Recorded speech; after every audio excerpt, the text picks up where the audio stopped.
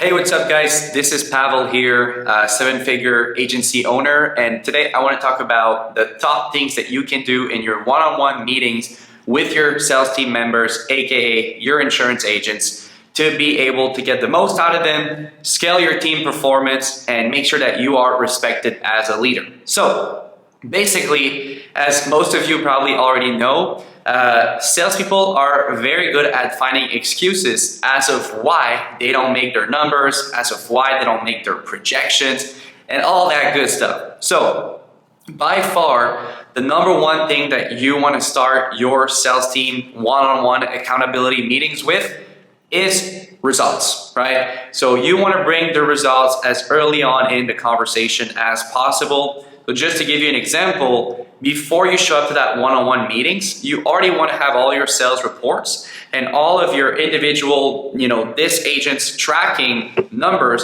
in front of you. So that when you start the conversation, you could literally be like, hey man, hey Johnny, hey John Doe, how are you doing? And then cut them up and be like, hey, you know what? Actually, here's how you're doing. You projected 2 new recruits last week and 3 new policies sold. You only got 1 recruit and 1 policy sold last week. So what happened? Why did you miss your mark, right? That's literally how you could be starting off the meeting if that salesperson didn't meet their projection. But if they actually did, then you want to be real positive. You want to be building that connection with them and going more onto the personal level to see what kind of extra motivations they have and see if you can help them raise their standards as far as what their projections should be. But in most cases, your salespeople are going to be a little bit behind, so you're going to want to have that hard conversation about results from the beginning of the call, right? And having those results ready is going to help you turn their stories into actual facts. This is why you want to have incredible tracking in place and accurate tracking in place for your team.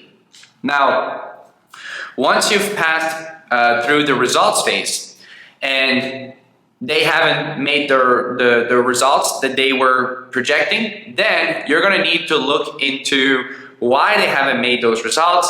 Is it just a question of time and they're going to be able to catch up, or really they don't have enough opportunities in their pipeline to be able to catch up?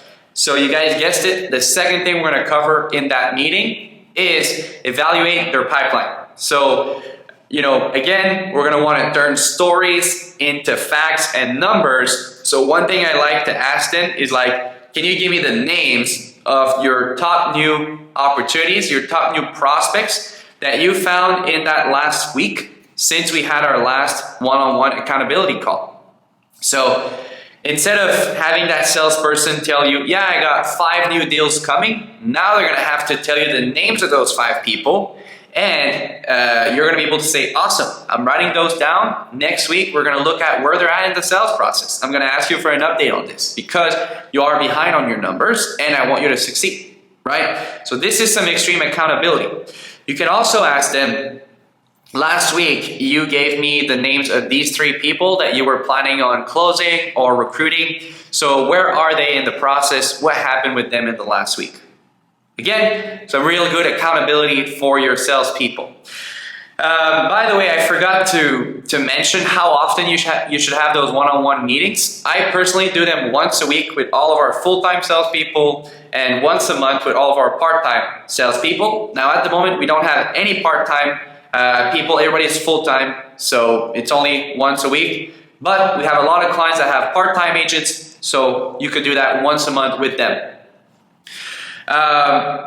So after you evaluate their pipeline, you're going to be able to make a decision on if you want to go look at their activity levels, or if you feel like their pipeline is sufficient and they're going to be able to make their projections and maybe even catch up on their projections in the next week or month, then you don't need to look at their activity levels because you know they're doing enough. If, on the contrary, for example, their projection is like, hey, I want to hit 10 policies sold this month, and there's like 2 weeks left of the month, and they've only made 3 sales, and their pipeline for the next week is only like 2 people. Obviously, their activity levels are not high enough. So you're going to want to go to that third and last part of the call, which is looking at their activity levels. Now, this is gonna probably piss off some of your producers in a good way, because nobody likes to be asked about their activity levels. But what they're doing is not working. So we gotta challenge them on it and see how we can help them get better, which is why we're gonna ask them about their activity levels. So one thing I like to do here is just ask them about how many DAOs they've been doing, how many appointments they booked, how many of those appointments showed up. If they feel like that's enough, because it's even better if they tell you that they feel it's not enough, right? Because then you don't have to tell them. And from there on, create a game plan as of what kind of activity levels they need to be doing to be able to make their projection.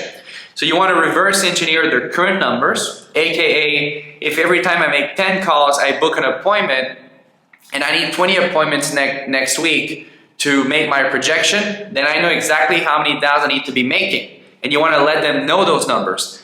Build those statistical projections with them, right? It's scientific, it's not guesswork. And that's pretty much how you're going to conclude that meeting. Now, there's a couple common mistakes that people do, and I want to make sure you don't.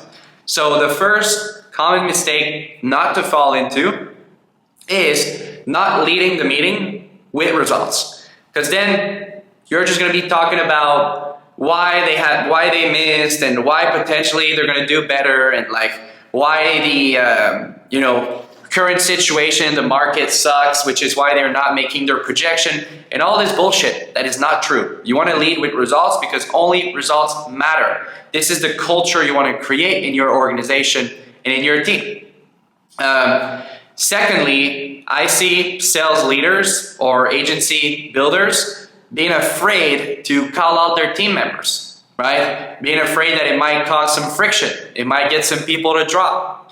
And in a sense, it's true, but that's what you want, right? Because you want to build a culture of high performance, or at least people that try to be high performers. I mean, genuinely try, right? So, 99% of the time, nobody's going to give you any pushback if you're challenging them to hit the projection they've set for themselves. But if that ever happens, I'm going to give you a wonderful tool that I got from Mike Weinberg, the author of the book Sales Management Simplified, which I absolutely love and recommend everybody reads it. If your salespeople give you pushback when you're giving them extreme accountability, you can tell them this. Well, look, John Doe, it looks like whatever you're doing right now is not working to the level where you want it to work based on your projection. So I'm coming in to see how and if I can actually help you get to the level you want. Now, if you don't want to have those deeper level, conversations with me about accountability, you really got two options. Number one is you actually make your projection every week, so we don't have to do those conversations. Or secondly, if you prefer, you can go work somewhere where they don't care if you fail, they're actually cool with you failing, and they don't hold you up to high standards. So whatever you prefer doing, you let me know. I prefer, personally, if you raise your game, up your results, and make your projections, but what would you rather do? Right? So this is the kind of hard conversations you need to be having with your team on a weekly basis, on a monthly basis, and they're gonna see that you're not messing around. You want them to succeed, and your culture is all about results. That's all that matters. So those are kind of the three things that I would do in order on every one-on-one meeting that you have with your team, either monthly, weekly, depending on the situation of every person. And hopefully that serves you well. Hopefully you were able to take a few notes. And if you like that kind of content, we actually have a full free course to help insurance agency builders scale their production, scale their team, and it's all available in the description of this video. Again, completely free, so you might as well leverage it. Now, if you like this kind of vlog, I'm gonna try to do one per day, but really I wanna maximize the value of each vlog, so if it ends up only being 4 per week, so be it. But you can count on me for every vlog to be just as good as this one or better. With that being said, wonderful week to everybody and see you tomorrow.